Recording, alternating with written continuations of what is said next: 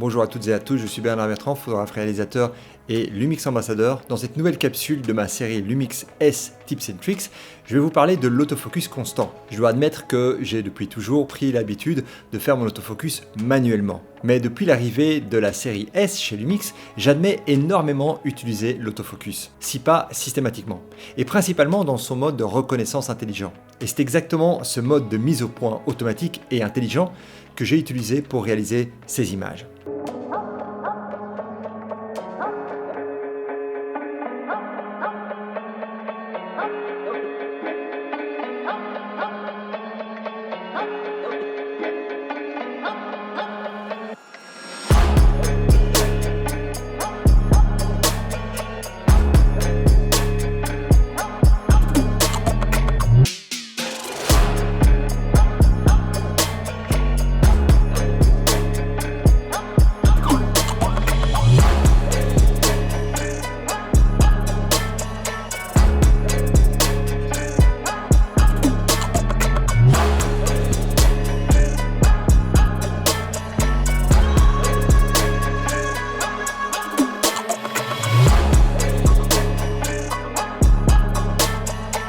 Alors laissez-moi vous en dire plus sur cet autofocus constant et la façon dont je l'utilise. Sur le bouton physique du boîtier, où on choisit de passer en mode manuel pour le focus par exemple, on trouve la lettre C. En fait, dans ce cas-là, on active l'AFC, l'autofocus continu. Si vous filmez un sujet en mouvement par exemple, c'est ce mode d'autofocus continu qui prendra en charge le suivi du sujet. Mais à ce stade-là, vous ne faites que donner comme information à votre boîtier que vous souhaitez que l'autofocus fonctionne en continu. À partir de là, il vous sera ensuite utile de définir un mode d'autofocus. Et pour ce faire, on va enfoncer le bouton situé au milieu de la molette de sélection et on verra là les différents modes disponibles. Personnellement, j'utilise assez souvent ce mode de 225 area. En gros, le boîtier définira une sorte de grille de 225 collimateurs qui permettront d'adapter votre mise au point. Mais ensuite, il y a le mode intelligent. Tout à fait sur la gauche, vous trouverez ce symbole avec une silhouette humaine. C'est là la détection de visage, de l'œil et de la silhouette humaine. Et c'est vraiment un mode que j'utilise quasiment tout le temps maintenant. Ce mode va donc reconnaître un œil, un visage, un corps et même une partie de corps. C'est d'ailleurs le mode que j'utilise en ce moment même sur mon Lumix S1. Et par exemple, dans ces images, lorsque je passe du visage du boxeur vers des plans où je ne cadre plus qu'une seule des mains, par exemple, pour aller chercher des plans d'insert qui me serviront lors du montage, ce mode autofocus intelligent, n'identifiant pour le coup aucun œil, ni visage, ni corps humain, et c'est bien logique, va automatiquement rebasculer vers un mode à 225 area, dont j'ai parlé plus haut. Mais ça ne veut pas dire pour autant que l'appareil vous fait passer de ce mode-ci à ce mode-là. Non, pas du tout.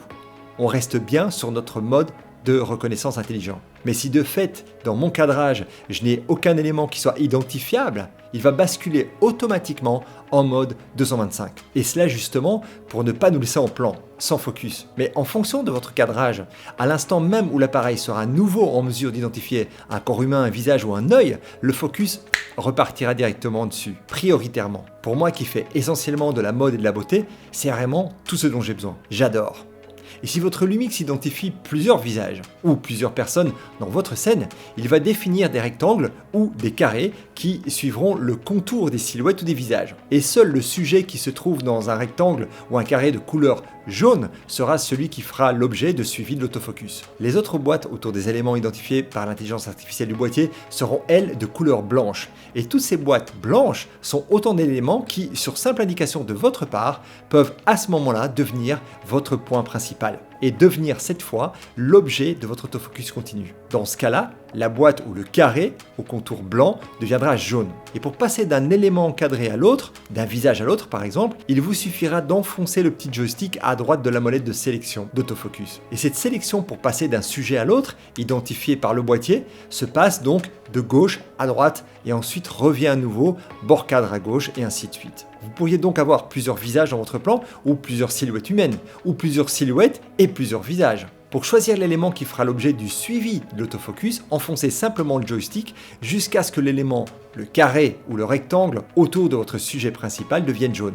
Et dans une prochaine capsule, je vous parlerai par contre du menu réglage perso de l'autofocus en vidéo. Pour ne pas être trop long dans cette capsule-ci, c'est absolument fondamental pour déterminer le comportement propre à l'AF. Mais comme je le disais, ça fera l'objet d'une capsule dédiée. Et c'est donc bien là ce mode d'autofocus continu que j'ai utilisé pour réaliser ces images.